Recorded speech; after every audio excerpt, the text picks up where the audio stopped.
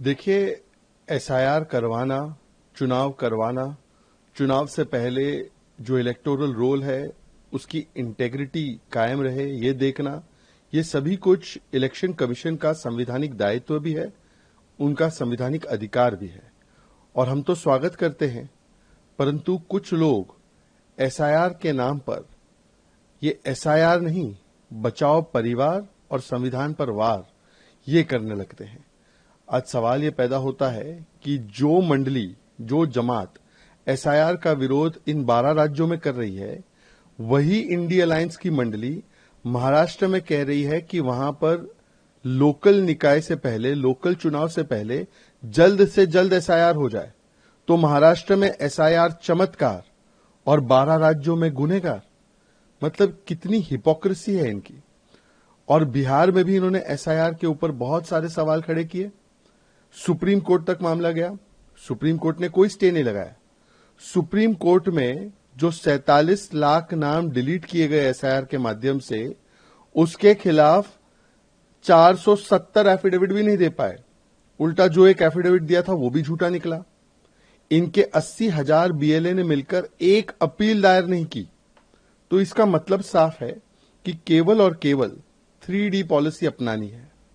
D से distort करना है, डी से डेफिसिट क्रिएट करना है संवैधानिक संस्थाओं के खिलाफ, और डी से दंगे भड़काने की भाषा बोलनी है। जिस प्रकार की भाषा अब टीएमसी के एक नेता सिद्दीकुल्ला ये कह रहे हैं कि गर्दनें काटी जाएंगी, ये दिखाता है कि इनकी मानसिकता वही है। चाहे वक्फ का विषय हो, चाहे सीए का विषय हो, या चाहे एसआईआर का विषय हो, ये संविधान के ऊपर वोट बैंक तंत्र को रखते हैं और अपने परिवार को बचाना है, इसीलिए एसआईआर और इलेक्शन कमीशन पर निशाना है। आदित्य ठाकरे के अनाकोंडा वाले बयान पर आपकी प्रतिक्रिया? देखिए, महाराष्ट्र के छोटे राहुल गांधी, आदित्य ठाकरे जी को मैं ज्यादा सीरियसली लेता नहीं हूं और राजनीति में मुझे लगता है कि कोई भी उनको सीरियसली लेता नहीं है।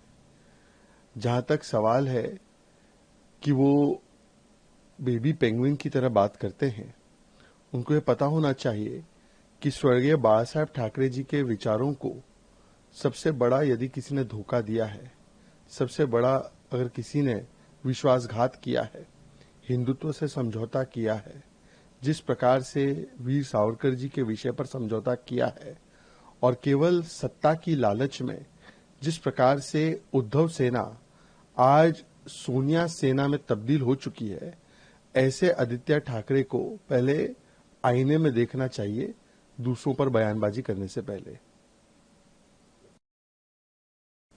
सर, सिद्धारमैया ने कहा है कि वो पूरे 5 साल करेंगे, जैसा कि हाईकमांड डिसाइड करेगा। डीके शिव कुमार का भी इस पर बयान आया है, हाईकमांड को ही लेकर उनके।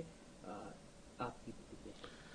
In Karnataka, INC does not mean Indian National Congress. It means I need confusion and I need chair. And we are seeing this that ever since Congress has come to Karnataka, it is like a curse. The only thing we see is that DK Shivkumar and Siddaramaiah are fighting for the chair. And now we are seeing so many new entrants in this. TB Jayachandra, Mr. Muniappa, Satish Jarkhioli. Every day new name is coming up. Yesterday, Parmeshwar ji has said that if the chair is not decided soon, the governance will suffer. And the priority of the Congress party is only power, it's not people. Therefore, law and order situation is crumbling, infrastructure is crumbling, the roads are full of potholes, traffic woes are increasing. And instead of solving the people's problems, these people are only involved in the power games. And Congress does this wherever it comes to power. In Himachal, Sukhuji and Pratibha ji are fighting. In Telangana, there is fight. In Maharashtra, there is a fight. We are seeing that fights were there in Rajasthan, Gehlot versus Pilot. So therefore, this is the model of Congress. It is a tukde Congress.